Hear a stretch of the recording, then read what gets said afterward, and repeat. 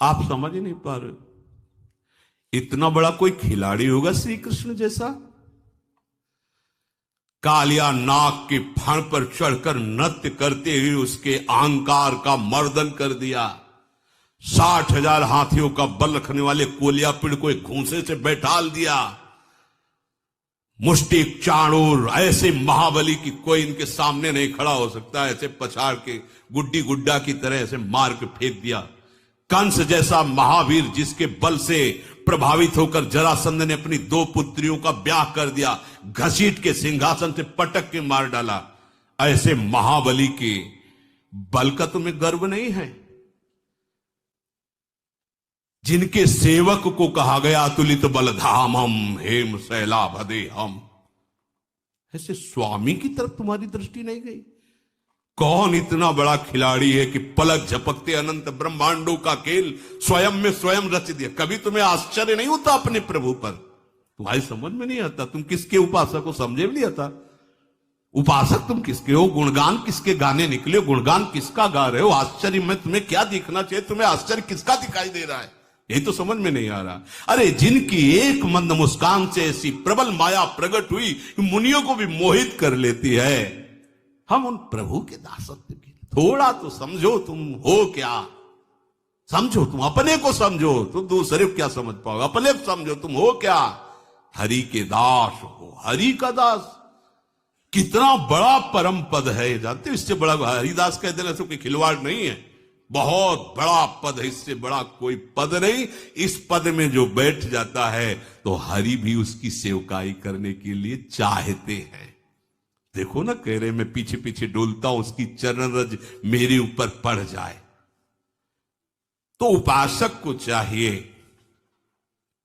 सर्वप्रथम आवश्यक है कि अपनी बुद्धि को प्रभु में ऐसी अर्पित कर दे कि इस बुद्धि पर किसी का कभी भी कोई भी प्रभाव ना पड़े।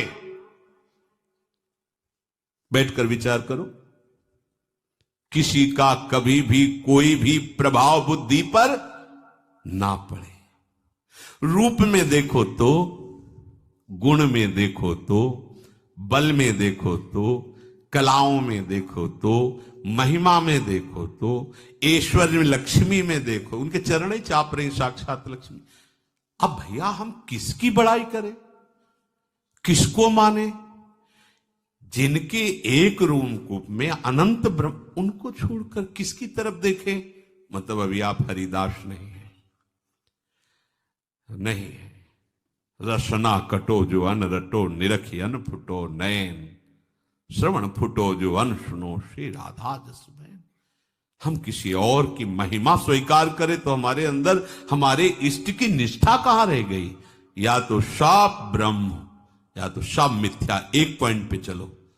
उमा कहूं मैं अनुभवपना सत हरिभजन, तो जगत सब सपना। या तो सब ब्रह्म, जब सब समान तो फिर महिमा कैसे तुम्हारी आकर्षित हो गई?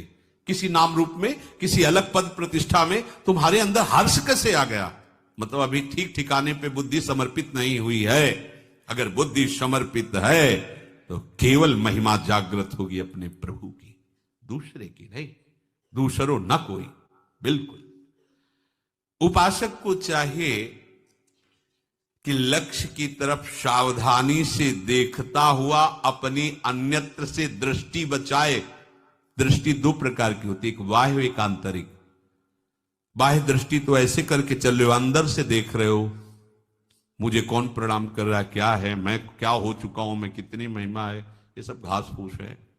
इधर देखना शुरू करोगे तो देखने लायक नहीं रह जाओगे जिसको देखना है, और जब उधर देखने का तो ये देखने लायक नहीं रहेंगे। अगर तुम्हारी दृष्टि इनके देखने लायक है तो उनके देखने लायक नहीं रहोगे। जब उनके देखने लायक बन जाओगे तो ये कुछ दिखाई ही नहीं देगा, ये कुछ नहीं नजर आएगा। तिनके भावे घास रहे परमानंद में तज सब ही की आस। तभी समझो कि तुम्हारा साधन ठीक चल रहा है, जब जगत प्रपंच का महत्व हटकर प्रभु के नाम रूप लीला धाम का महत्व, भक्त का महत्व। एक तरफ संसारिक पदाधिकारी, संसारिक धनी यशस्वी बैठा है और एक तरफ भगवान का भक्त बैठा है, लेकिन किसी की दृष्टि उन भगवान के महाभागवतों पर नहीं गई। सबकी दृष्टि उसी विषय प्रपंच में फंसे हुए विषयी और प्रपंची और यशस्वी जो पुण्यों की प्रथा, उस पर दृष्टि गई। एक बार भी किसी की उन महाभागवत, 2 महाभागवत बैठे नहीं गई दृष्टि। क्यों? क्योंकि तुम भागवत ही नहीं हो। विषयी नेत्र है तो विषय को देख रहे हो। अगर महाभागवत क्या है, उनकी चरण धूल के बराबर नहीं, जिन्होंने अपने समस्त सुखों को भस्म करके प्रभु का दासत्व स्वीकार करके प्रभु में चल रहे हैं। हमें उनकी तरफ देखना है। कहां दृष्टि है? अगर प्रभु पर दृष्टि है तो प्रभु के जनों पर दृष्टि पहुंचे। क्या ये है? ये देखने योग्य है, जिनके दरस परस अगनाथ,